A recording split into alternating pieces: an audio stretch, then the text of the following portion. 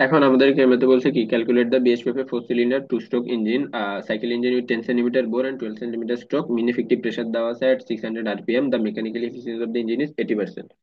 এখন আমাদেরকে যে ভ্যালুগুলো দেওয়া আছে, বোর অর্থাৎ ডি ইজিক্যাল টু, এটা হচ্ছে আমার ডায়ামিটার 10 সেন্টিমিটার, আর কি স্ট্রোক, স্ট্রোক হচ্ছে আমাদের এল এর ভ্যালু 12 সেন্টিমিটার। আমরা বলছি কি আমাদের 12টা, এলটাকে সবসময় আমরা কি মিটারে নিয়ে যাবো, 0.12 মিটার।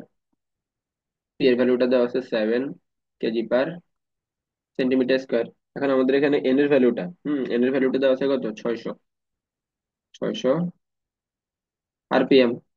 এখন আমরা যদি বিএসপি বের করতে চাই, ফার্স্টে আমাদের কি দরকার, আইএসপি। আইএসপিটার সাথে আমরা জাস্ট কি মেকানিক্যাল এফিসিয়েন্সিটা গুণ করলে বিএসপিটা পাবো। আইএসপি বের করার সূত্র হচ্ছে PLA ছোট হাতের এন ডিভাইড বাই 76 × 60।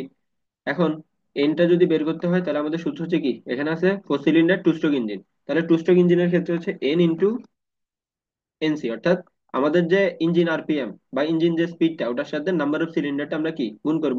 আমাদের এখানে এন এর ভ্যালু আছে কত, 600, ইন্টু নাম্বার অফ সিলিন্ডার দেওয়া আছে কত, এই যে ফোর সিলিন্ডার, তাহলে ফোর দ্বারা গুণ। তাহলে আমাদের এন এর ভ্যালুটা হবে কত, 2400 পার মিনিট। এখন আমরা আইএসপি টা বের করি। আমাদের আইএসপি দিকে একটু সূত্র হচ্ছে PLAN ডিভাইডেড বাই 76 × 60। আমাদের পি এর ভ্যালুটা দেওয়া আছে 7, ইন্টু এল এর ভ্যালু আমরা পাইছি 0.12, এটা হচ্ছে pi into D by two whole square, D হচ্ছে 10 divided by two whole square, into N এর ভ্যালুটা হচ্ছে কত, 2400 ডিভাইডেড বাই 76 × 60। এখন তাহলে আমাদের আইএসপি যে ভ্যালুটা আসে 34.70 হর্স পাওয়ার। এখন আমাদেরকে বলতে বিএসপি টা বের করো। তো বিএসপি বের করতে হলে আমাদের যে আইএসপি টা পাবো 34.70, এটার সাথে জাস্ট মেকানিক্যাল ইফিসিয়েন্সিটা গুণ। আমাদের মেকানিক্যাল ইফিসিয়েন্সি এখানে কত ছিল, 80%। 80%, যেহেতু পার্সেন্ট সরাইতে হবে 100 দ্বারা ভাগ, তাহলে বিএসপি ভ্যালুটা পাবো 27.76 হর্স পাওয়ার।